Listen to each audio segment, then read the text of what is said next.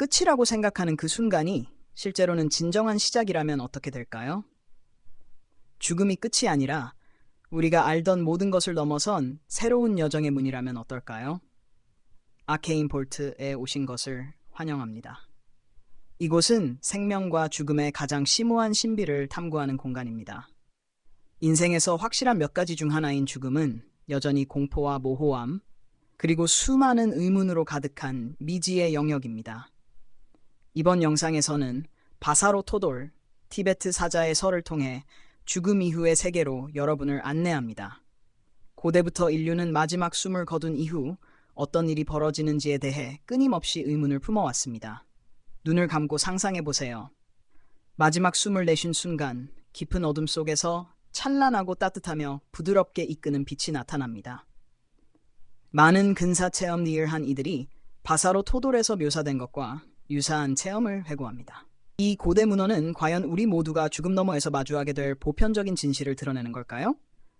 바사로 토돌, 즉 티베트 사자의 서는 단순한 종교서가 아닙니다. 이 책은 죽음과 환생 사이의 중간 상태, 즉 바사로를 통과하는 영혼을 위한 정신의 지도서입니다. 티베트어로 바사로는 중간 상태, 토돌은 들을 때 해탈이라는 뜻입니다. 즉 듣기만 해도 영혼은 윤회로부터 해방될 수 있다는 것이죠. 이 책은 임종 중이거나 막 사망한 사람 곁에서 낭독되곤 합니다. 의식은 육체를 떠난 후에도 경전의 소리를 듣고 환영으로 가득한 중간계의 함정에서 벗어나 해탈할 수 있다고 믿기 때문입니다. 티베트 불교 철학에 따르면 사람이 죽으면 곧장 다음 생으로 이어지는 것이 아니라 바사로라는 중간 상태에 들어갑니다. 그곳에서 영혼은 빛, 소리, 영상으로 가득한 기이하고 초현실적인 체험을 하게 됩니다. 이 모든 것은 자신의 의식이 반영된 것일 뿐입니다. 이 환영들이 마음의 환상이란 것을 꿰뚫어보면 즉시 해탈할 수 있지만 집착하거나 두려움에 사로잡히거나 환영을 실제로 받아들이면 다시 윤회의 소용돌이에 휘말리게 됩니다. 티베트 사자에서는 단순히 죽음을 다루는 책이 아니라 삶을 비추는 거울이기도 합니다. 살아있는 동안 우리가 어떤 생각을 하고 어떤 감정을 품으며 어떤 행동을 했는지가 죽음 이후의 길을 형성하게 된다는 사실을 상기시켜줍니다. 이 책은 단순히 읽는 것이 목적이 아니라 준비하는 것입니다. 죽음을 준비함으로써 삶을 더 깨어있고 자비롭게 살아갈 수 있도록 가르쳐주죠.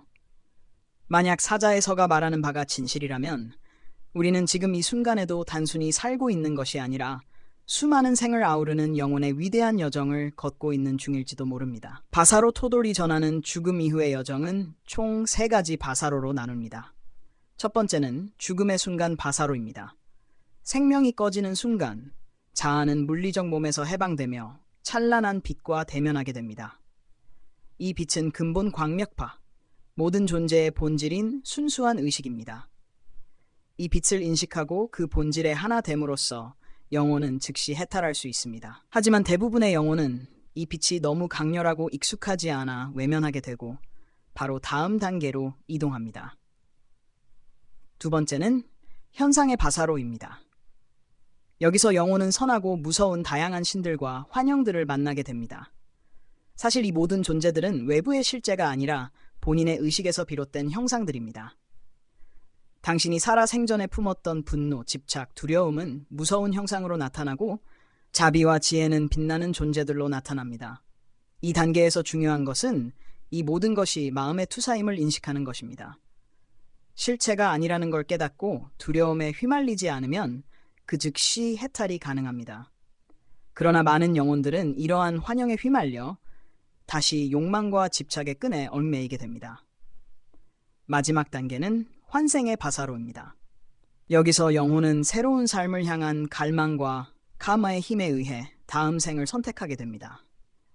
자신이 본질적으로 비침을 잊은 채 외부의 형상에 끌리고 새로운 부모의 결합 순간에 이끌리면서 또 다른 생으로 환생하게 되는 것입니다. 이렇게 티베트 사자에서는 죽음이라는 순간을 두려움의 어둠이 아닌 해탈의 기회로 바라보게 합니다.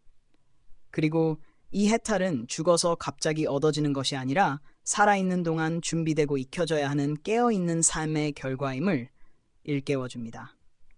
영상이 끝나갈 무렵 우리는 하나의 질문을 마주하게 됩니다.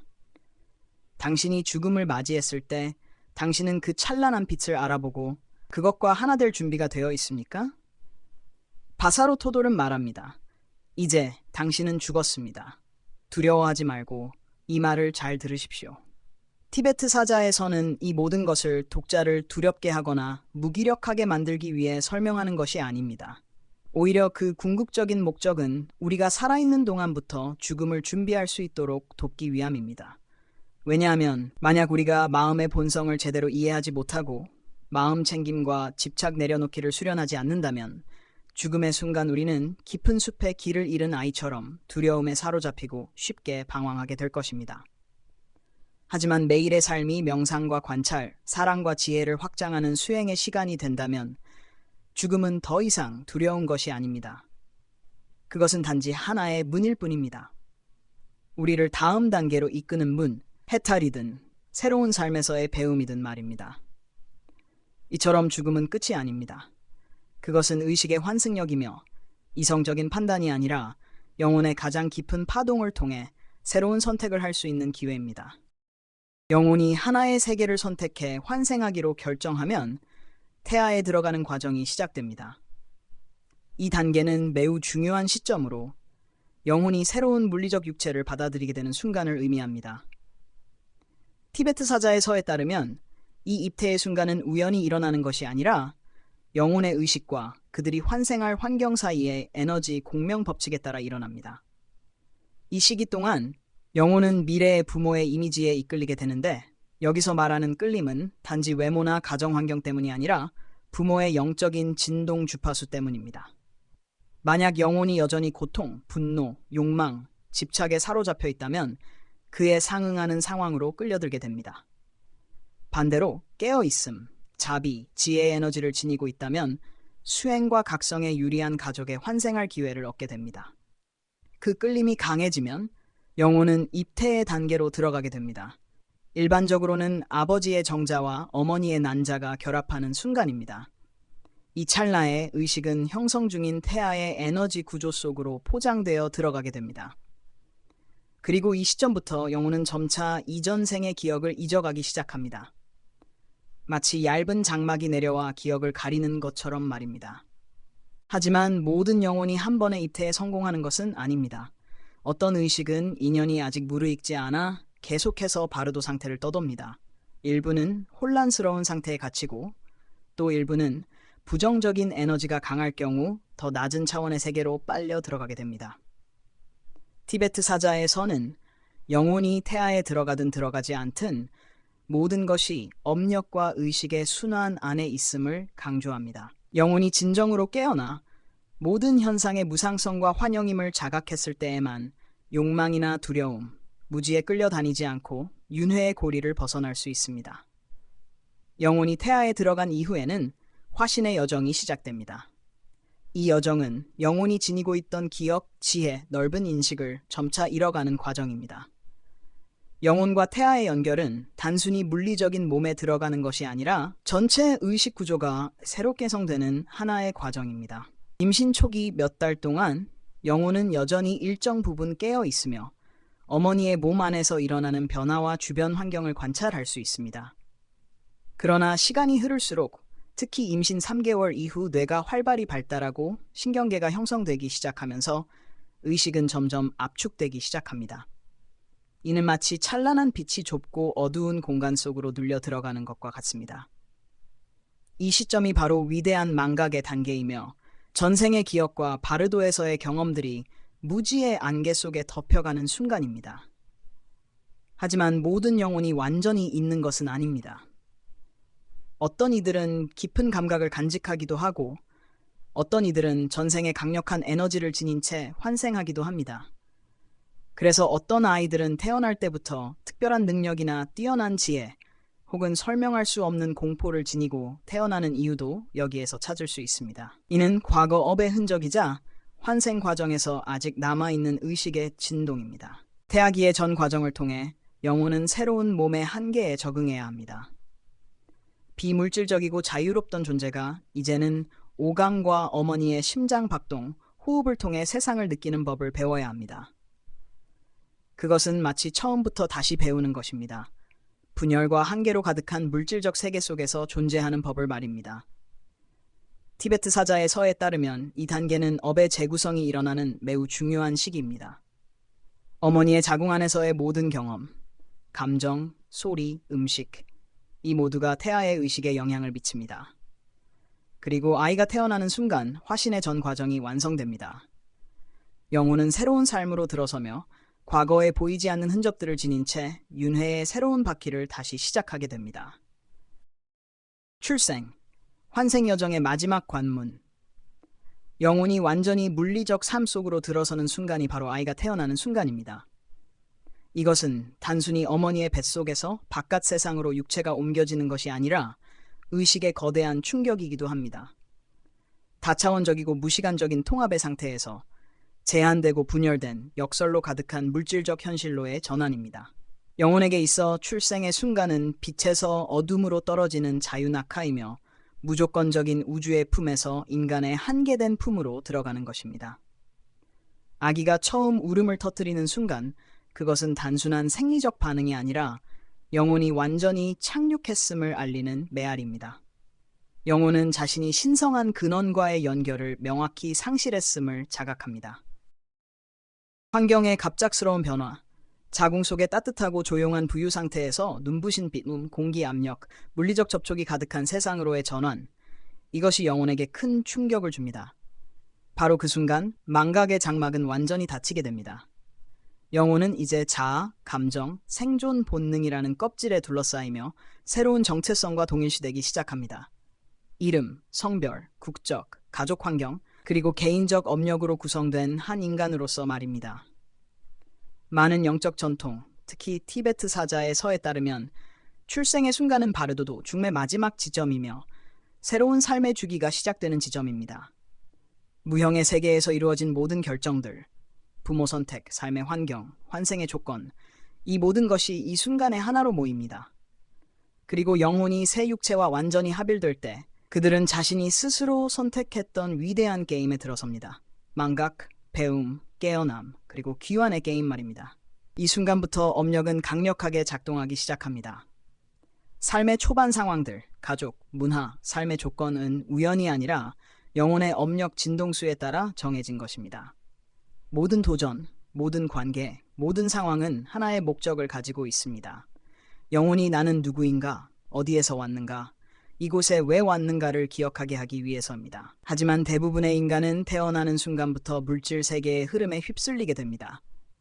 자아는 점점 강화되고 사회는 사고방식을 형성하기 시작하며 영혼은 점차 그 근원으로부터 멀어지게 됩니다. 전생에 대한 기억, 영혼의 세계에 대한 기억, 스스로 선택했던 배움들은 거의 완전히 잠겨버립니다. 오직 소수만이 강한 직관, 에너지에 대한 민감성, 혹은 평범한 가정에 살고 있음에도 불구하고 느끼는 이방인 같은 감각을 통해 희미한 조각들을 간직한 채 살아갑니다.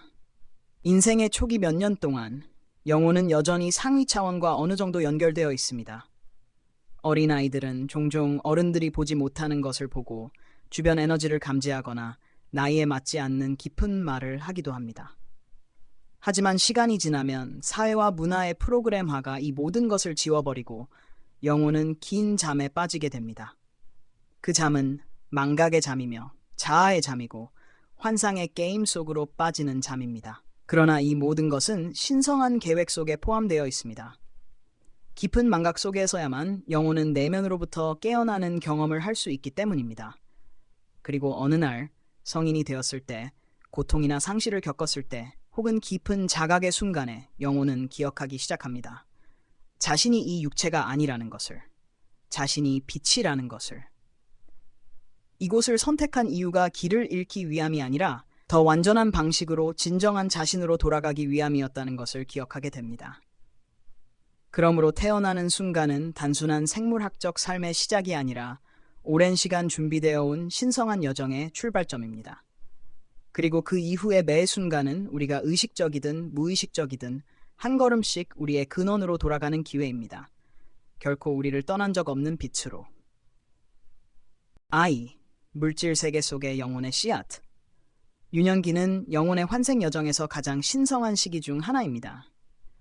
아이의 형상을 하고 있지만 이 영혼은 이제 막 출생의 문을 넘어온 상태로 여전히 빛의 세계에서 가져온 순수한 진동과 희미한 기억을 품고 있습니다.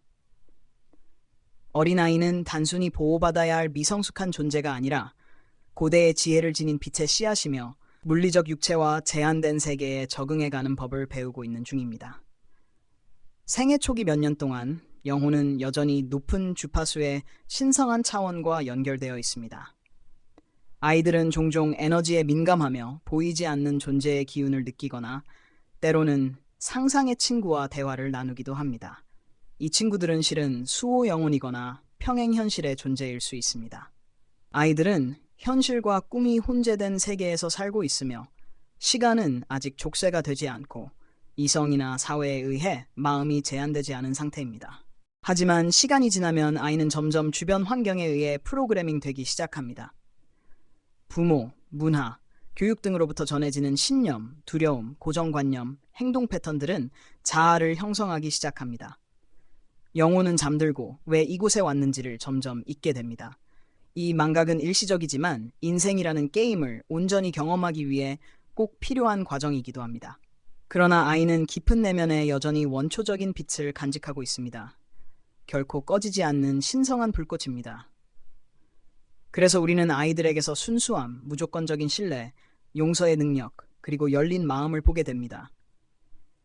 그들은 영혼의 빛을 자연스럽게 반영하며 억지로 노력하지 않아도 그 빛을 발산합니다. 그리고 사랑, 자유, 존중 속에서 자라날 경우 그 빛은 진정한 영적 지혜로 자라날 수 있습니다. 이 시기는 부모와 보호자에게 단순한 육체적 보호의 책임을 넘어 아이의 영혼의 빛을 지켜주는 신성한 사명이 있는 시간입니다. 아이가 자신이 누구인지를 잊지 않도록 내면의 신성을 유지할 수 있도록 돕는 것. 그것이야말로 진정한 양육입니다. 청소년기. 영혼이 흔들리기 시작할 때 청소년기는 단순히 신체적, 감정적 변화만이 아니라 영혼의 각성 여정에서 중요한 전환점입니다. 오랜 시간 가족, 사회, 학교 등으로부터 형성된 틀 속에서 살아오던 영혼은 이제 처음으로 자기만의 움직임을 시도하기 시작합니다. 혼란스럽고 반항적이며 내면적인 가벼운 깨어남의 형태로. 이 시기 아이는 점점 독립적인 존재로 변해갑니다. 자아는 점차 뚜렷해지지만 그와 동시에 배운 것과 내면의 진실 사이에서 수많은 갈등과 투쟁이 일어납니다.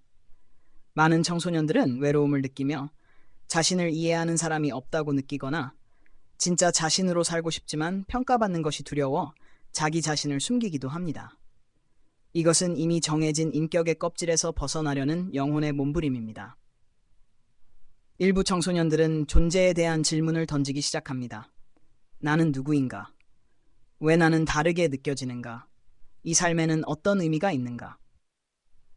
비록 그 질문에 대한 답은 아직 멀었더라도 질문을 던지는 것 자체가 영혼이 귀 기울여지기를 바라는 신호입니다.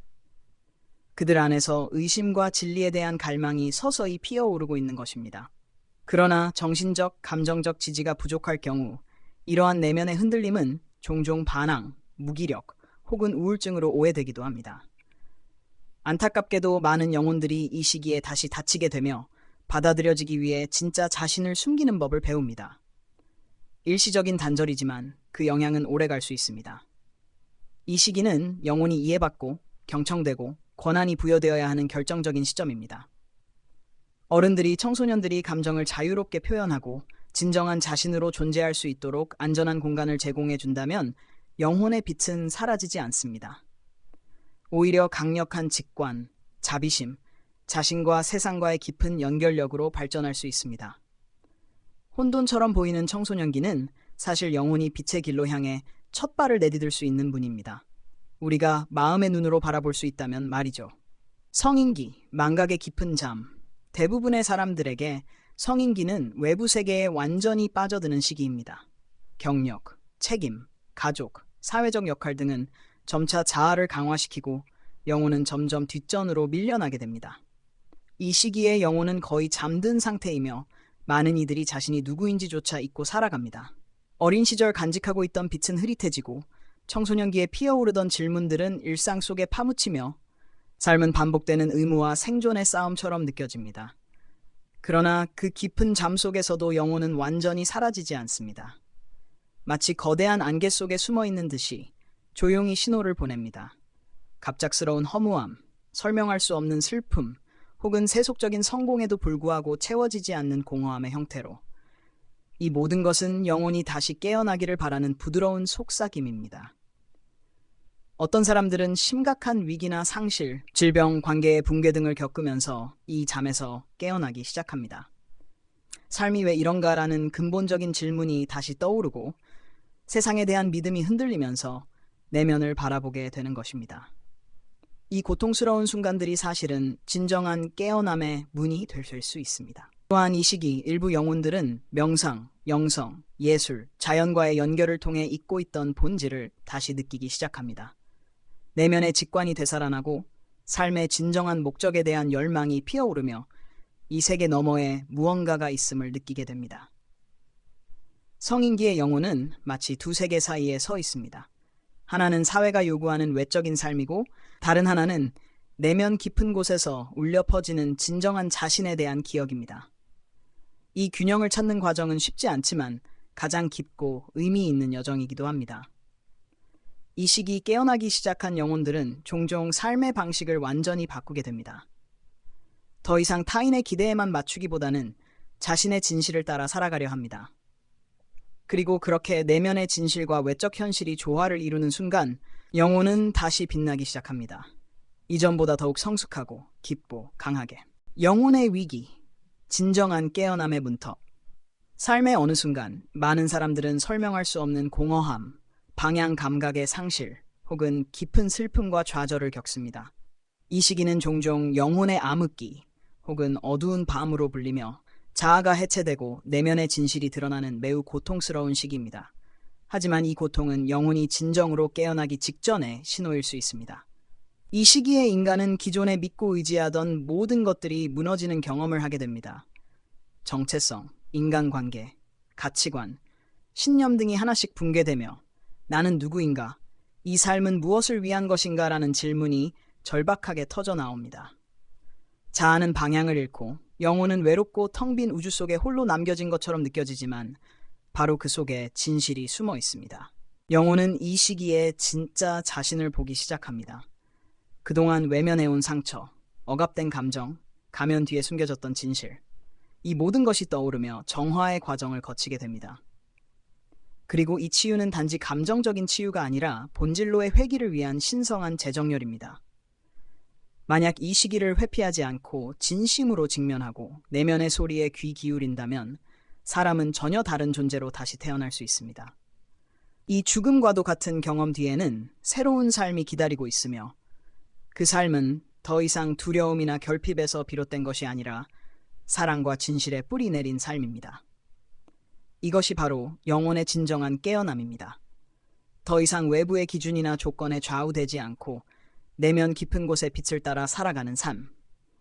그리고 그 순간 인간은 단순히 생존하는 존재가 아니라 신성과 연결된 창조적 존재로 다시 태어나게 됩니다. 노년기 통합과 귀환의 시간.